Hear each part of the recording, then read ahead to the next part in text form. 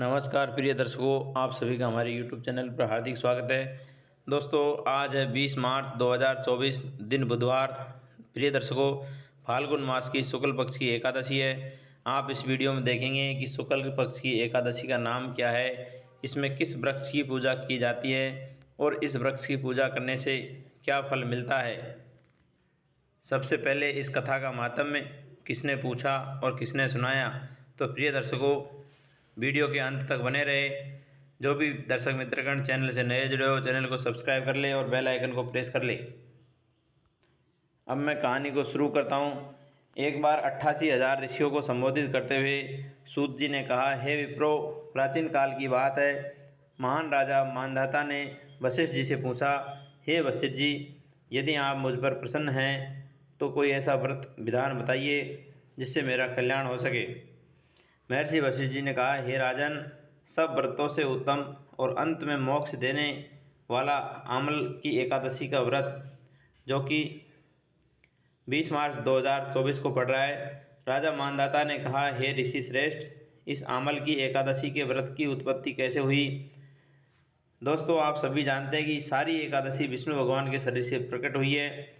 इस व्रत के करने का क्या विधान है, वेदों के ज्ञाता, कृपा करके सारा वृतांत मुझे विस्तार पूर्वक बताइए। महर्षि वशिष्ठ ने कहा, हे राजन, मैं तुम्हारे समक्ष विस्तार से इस व्रत का वृतांत कहता हूँ। यह व्रत फाल्गुन मास की शुक्ल पक्ष में एकादशी को किया जाता है। इस व्रत के फल से सारे पाप समूल नष्ट हो जाते हैं। इस व्रत का पुण्य 1000 गोदान के फल के बराबर है। आमल की मतलब आंवले की इसमें महत्वता तथा गुणों के अतिरिक्त इस बात में भी है कि इसकी उत्पत्ति भगवान विष्णु के श्रीमुख से हुई थी। अब मैं आपको एक पौराणिक कथा सुनाता हूँ, तो आप ध्यानपूर्वक श्रवण करेंगे। प्राचीन समय में वैदिक नामक एक नगर था। उस नगर में ब्राह्मण, वैश्य, क्षत्रिय, शूद्र चारों वर्णों के लोग प्रसन्नता से रहते थे। नगर में सदैव वेद ध्वनि गूंजा करती थी। उस नगरी में कोई भी पापी, दुराचारी, नास्तिक आदि नहीं था।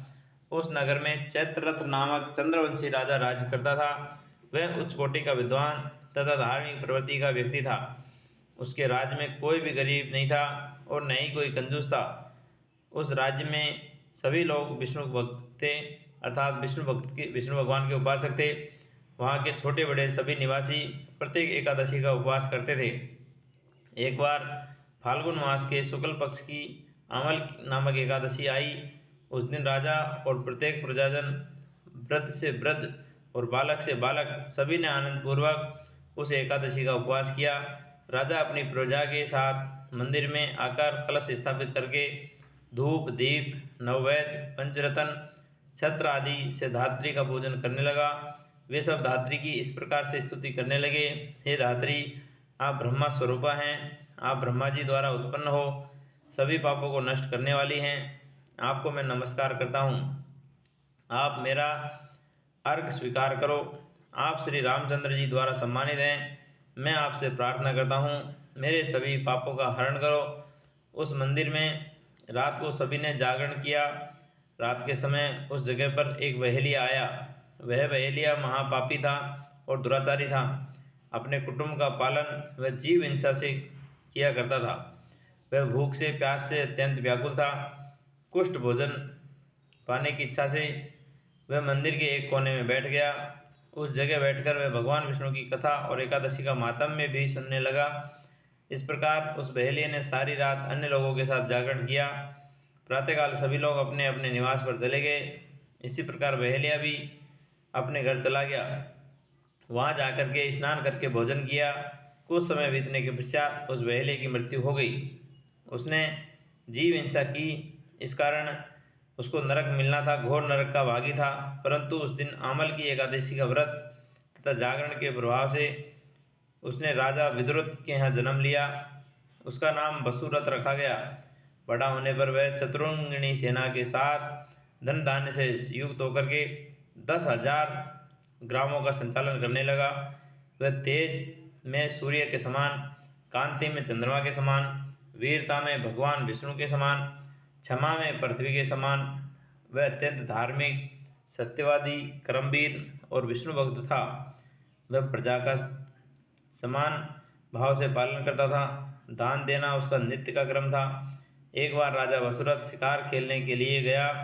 देव योग से वन में वह रास्ता भटक गया और दिशा का ज्ञान न होने के कारण उसी दिन वन में एक वृक्ष के नीचे सो गया।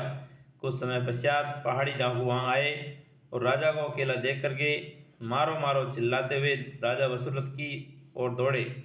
वह डाकू कहने लगे, इस दुष्ट राजा ने हमारे माता पिता, पुत्र पौत्रों आदि समस्त संबंधियों को मारा है तथा देश से बाहर निकाल दिया। अब हमें इसे मारकर अपने अपमान का बदला लेना चाहिए। इतना कहकर वे डाकू राजा को मारने लगे, उस पर अस्त्र शस्त्र का प्रहार करने लगे। उन डाकुओं के अस्त्र शस्त्र राजा के शरीर पर लगते ही नष्ट हो जाते और राजा को पुष्पों के समान प्रतीत होते।